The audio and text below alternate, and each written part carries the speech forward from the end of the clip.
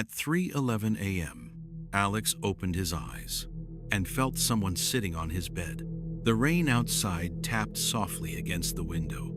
A street light leaked pale yellow light through the thin curtains. His book lay open on his chest. The lamp beside him still glowed. Everything in the room looked exactly the same, except the mattress.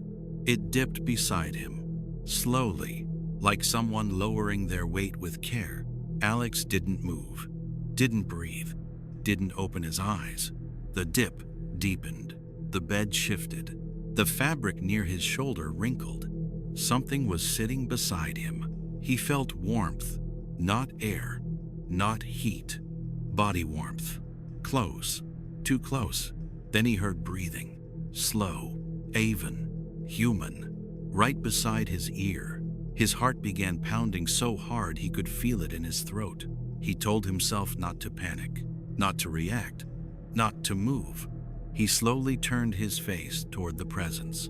His eyelids fluttered, his chest tightened, and just as his eyes opened, everything snapped back. Alex bolted upright, gasping. Sweat ran down his neck. The bed was empty. The room was silent. His book lay on the floor. The lamp still glowed. Nothing else had changed. He sat there for a long time, staring at the empty space beside him.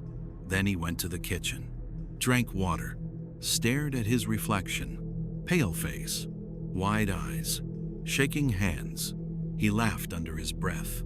It was a dream.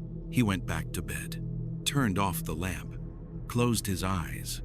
10 seconds later, the mattress dipped again.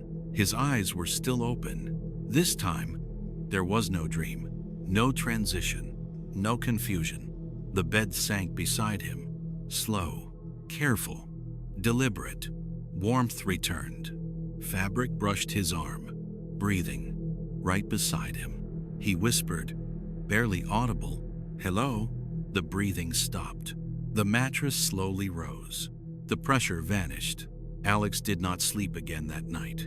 The next morning, he skipped class. The apartment felt wrong, not haunted, occupied, as if someone else was there but refusing to be seen. He kept glancing at the bed, at the couch, at the doorway. 3 days later, he came back to collect clothes. He had been sleeping at a friend's place. The bed looked untouched, except for his pillow. A folded piece of paper lay on it. His handwriting. He didn't remember writing it. "You move too much in your sleep. It makes it harder to stay close." His throat tightened. The thing had not left. It had waited. Alex didn't run. He moved back in, installed cameras, pointed one at the bed, one at the couch, one at the kitchen. Every night, he waited. At 3:02 a.m., the mattress dipped. The camera showed nothing, but the bed sank. At 3:02 a.m., the next night, it happened again. At 3:02 a.m., the night after that, he brushed his teeth one night. The mirror fogged, as if something exhaled behind him. He cooked dinner and felt pressure against his lower back, like a hand resting there. Not pushing, not moving, just there. He dropped the pan. The pressure didn't go away. He sat on the couch and felt the cushion sink beside him. He stopped sleeping, stopped eating, stopped leaving the apartment. Bruises appeared on his arms, finger-shaped, not violent, possessive. Sometimes he woke up standing in the hallway, sometimes sitting on the floor, sometimes staring at the door.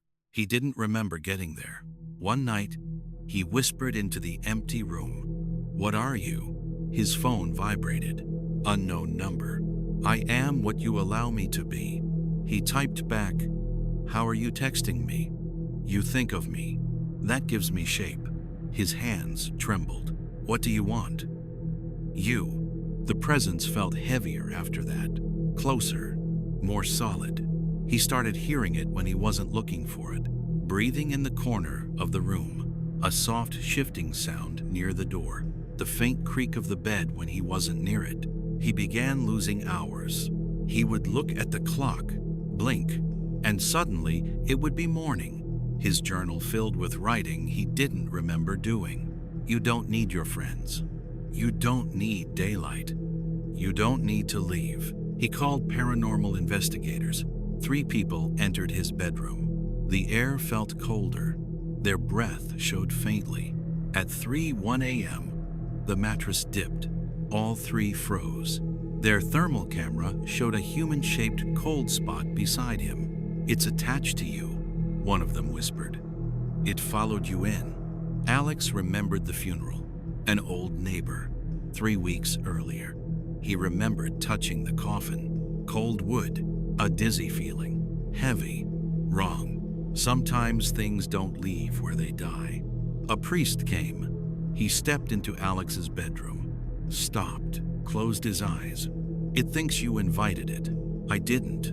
"You gave it attention, time, fear, curiosity." The cleansing began. The lights flickered. The air thickened. Alex collapsed to his knees. The presence surged. "It's using your mind against you," the priest shouted.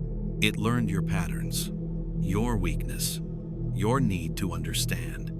Get it out," Alex screamed. "It doesn't want the house." "What does it want?"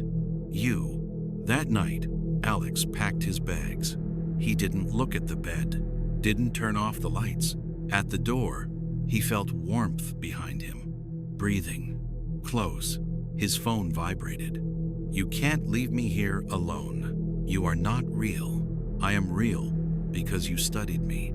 His muscles locked. He collapsed. Alex woke up in a hospital. No presence. No breathing. No pressure. He moved to a new city. A new apartment. He threw away his books. Stopped studying psychology.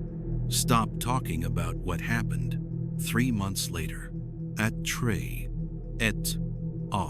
the mattress dipped beside him. Home alone does not mean alone. It just means you are the only one who thinks they belong there. This is Black Dossier, and this was the one who slept beside him.